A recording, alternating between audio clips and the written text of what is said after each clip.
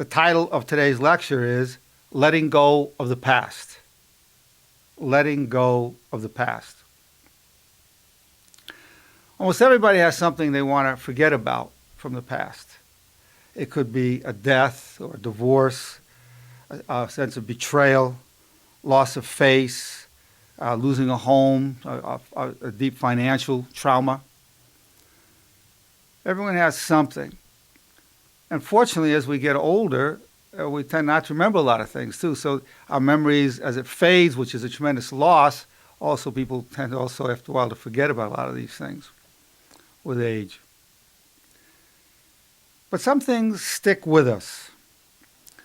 And each type of loss has a unique approach to dealing with it.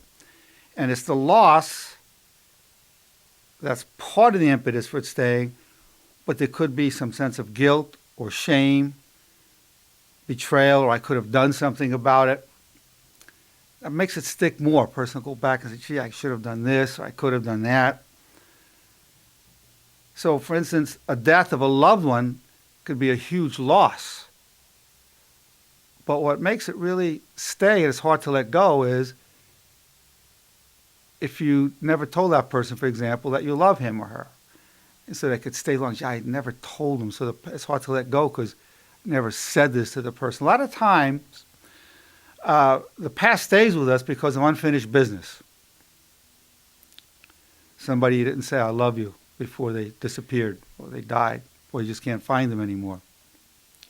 Or perhaps somebody who attacked you or bullied you when you were younger that you never really dealt with. Even with the years going by, it could come by into your mind that I'd like to see that person again and kind of deal with unfinished business between us.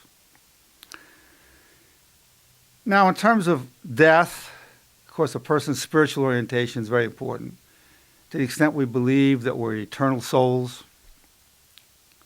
and that we'll commune with one another throughout eternity after the physical demise, then that diminishes the sense of loss, because we know ultimately that person went on to something of greater spiritual heights, and that we'll have the joy of being reunited with that person.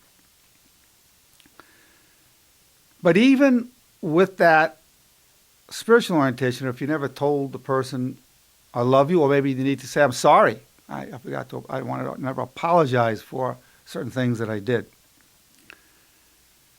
But even there, a spiritual orientation of believing or feeling that the person's an eternal soul, there's a belief, well, they can perhaps hear me, I love you, I'm sorry. You could still then commune with that person. So that belief that we're eternal souls will help then trust that there is a communication that continues now. So if you didn't say I love you, or you didn't apologize for something, you could still do it. That's one good area of having that kind of faith. The fact that you can still commune with that person is very important for that particular type of letting go of the past. Now, the other way of approaching it is if you look at a particular incident, it could be a trauma. It could be a person who was beaten up. There are people with post-traumatic stress disorders, and their past just stays with them. We're talking at a pathological level. Now, I'm not addressing really pathological level. Most people don't experience post-traumatic stress disorder. So I'm dealing with the average kind of situation that we have.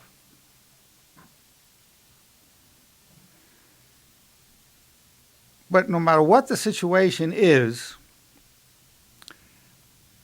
it will have a whole different meaning, and that's the key, is to what other meaning, what other way can I look at what happened? What other way can I look at it? For example, you could say the situation made me stronger. We need to also then look at the meaning given to the event. For example, with the death of a loved one, you could just say, well, it was a huge loss, which it is, and you react to this loss.